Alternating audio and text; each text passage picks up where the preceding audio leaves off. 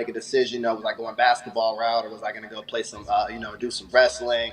I did choose to go to the basketball at that point. Just felt like I was killing over there, and I had a lot more offers, a lot more scouts on me over there. So I went that route.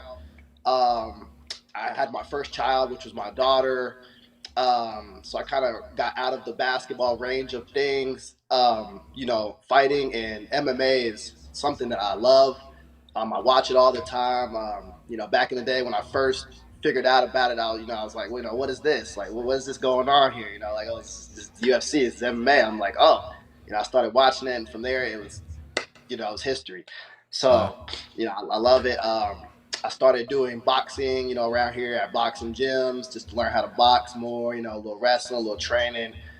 Bounced around to a few UFC places over here because over here in Indianapolis, Indiana, there's not too many places to, I guess, practice MMA and to do more MMA things. Like there's a few boxing gyms, you might find a few places, but over here there's just not too many.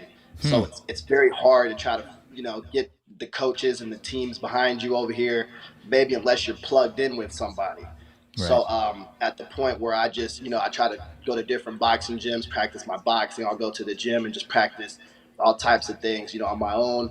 Um, I fairly feel like I'm learning more just me studying on my own craft and my own skills and just homing it on my own. Yeah. Practicing on heavy bags and even my friends. If I had my friends around, I'm like, let's put them up. Like let's get a little sparring, man. Like Yeah. they can No. hurt each other, So just to get my hands and my feels on things. I'm currently doing that right now. I'm like, okay, eventually I'll be able to get a team behind me and get some real good training in. It's going to make me at the top of my game. Right. But right now, I still feel like I'm pretty high in my game. I'm very confident in myself. I've been confident in every sport and everything I've ever done.